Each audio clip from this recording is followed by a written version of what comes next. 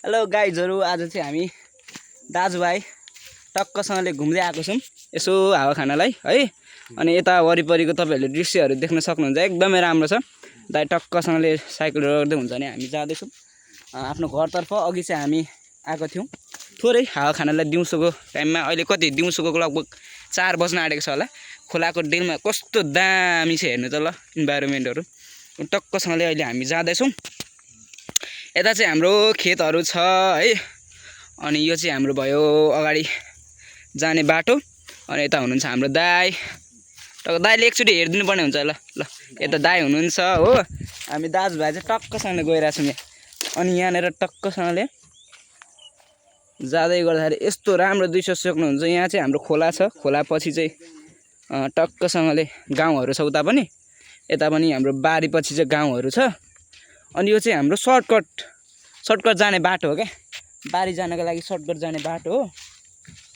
अनि हामी चाहिँ केही परेको बेला हुन त अर्को बाटो लामो बाटो पनि छ तर छिटो चाहिएको बेलामा चाहिँ हामी यो सर्टकट बाटो चाहिँ युज गर्छौं। अनि त्यसपछि अहिले चाहिँ ठ्याक्क अहिले हाम्रो मकै फल्ने सिजन छ। मान्छेहरुले यहाँ धान पनि फल्यो। यो धानै होला सायद हैन यो धानै हो नि धान यो धानमा टक्कसँगले मान्छेहरुले चाहिँ टक्कसँगले पानी पनि हालिराख्नु भएको छ हो। खोलाहरु शान्तसँगले बगिराख्नु छ। एकदमै चिल इन्भाइरोमेन्ट। तपाईहरुलाई पनि यस्तै अब कसैलाई त हुन्छ नि त हैन। कसैलाई अब त्यस्तै टेन्सन यताउता छ भने आएर चिल गर्न सक्नुहुन्छ हाम्रो प्लेसमा। यहाँ तल चाहिँ पुल छ हो हाइवेको। अनि टक्कसँगले अनि यता चाहिँ सामानहरु राख्ने छ। यो पनि हाम्रो नै बारी हो। माथि पनि एउटा छ। सो हाम्रो यो युट्युब च्यानल चाहिँ जुन छ हैन धेरै स्टार्ट भएको धेरै टाइम त भएको छैन। जस पनि अलरेडी ग्रो अप चाहिँ हुँदैछ। अनि तपाईहरुलाई अहिले म देखाउने नै छु बाटोको हालत यस्तै छ।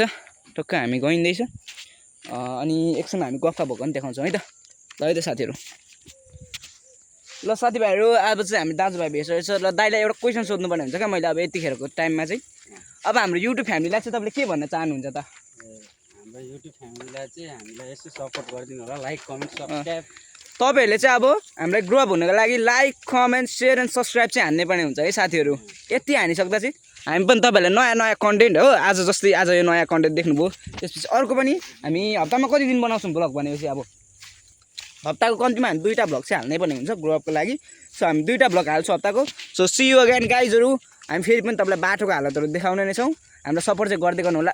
चुम्मी ल एक लट। साथीभाइहरु हामी हिँडिरहेको थियौँ कि एकदमै राम्रो दृश्य आयो त्यही भएर तपाईलाई देखाउन मन लाग्यो। यहाँ हेर्नु न सट्टसँग कस्तो दामी छ हेर्नु त भ्यूहरु। दाइ अगाडि सट्टसँग जाँदै रोड निस्किने हाइवे घरको बाटो। अनि टक्कसँगले हामी जाँदै छौँ। यस्तो चिल भाइब छ। एकले अलोन मान्छेहरुलाई चाहिँ एकदमै राम्रो छ है त साथीहरु। ल आउन सक्नुहुन्छ तपाईहरु पनि। यता पनि त्यस्तै छ। यता ब्लगिङ स्लगिङ सबको लागि बेस्ट छ। अनि यता खोला छ। यस्तो दामी भ्यू चाहिँ तपाईले अरु ठाउँमा भेट्न सक्नुहुन्न। त्यसैले हाम्रो ठाउँमा तपाईहरु आउनुपर्ने हुन्छ।